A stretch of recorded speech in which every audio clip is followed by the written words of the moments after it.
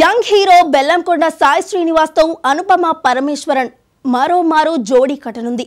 దాంతో శ్రీనివాస్ అనుపమ నటించబోయే ప్రాజెక్టుకు ఓ special craze నెలకొంది. అందువల్ల ఈ సినిమాకు ముందు అనుకున్న టైటిల్ ను కూడా మార్చేయబోతున్నారట. యంగ్ హీరో బెల్లంకొండ శ్రీనివాస్ అంతకుముందు ఎన్ని సినిమాల్లో నటించినా అతనికి సంతృప్తి కలిగించే విజయాన్ని అందించింది రాక్షసుడు మూవీ. ఈ సినిమాలో శ్రీనివాస్ అనుపమ పరమేశ్వరన్ మధ్య కెమిస్ట్రీ భలేగా సాగింది.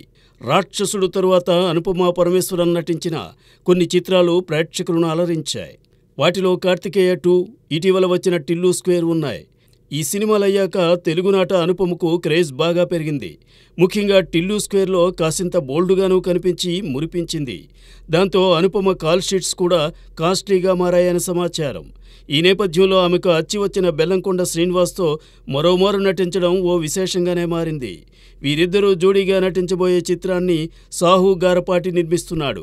ఈ సినిమాకు వినురో భాగ్యము విష్ణు కథ సినిమా దర్శకుడు మురళీకిషోర్ దర్శకత్వం వహించనున్నాడు. శ్రీనివాస్ హీరోగా ఈ చిత్రాన్ని ముందు అనుకున్నప్పుడు కిష్కిందపురం అనే టైటిల్లో అనుకున్నారు. అయితే శ్రీనివాస్ సరసన అనుపమను నాయికగా ఎంచుకోగానే సినిమాకు ఓ స్పెషల్ బజ్ క్రియేట్ అయింది. అందువల్ల టైటిల్ను కూడా మార్చే ప్రయత్నంలో ఉన్నారు మేకర్స్. అనుపమ చేతిలో ఈ సినిమా కాకుండా మరికొన్ని ప్రాజెక్ట్స్ ఉన్నాయి. అలాగే శ్రీనివాస్ కూడా ఈ చిత్రంతో పాటు 14 రీల్స్లో ఓ సినిమా చేస్తున్నాడు. అది కాకుండా మరో చిత్రాన్ని అంగీకరించాడు శ్రీనివాస్.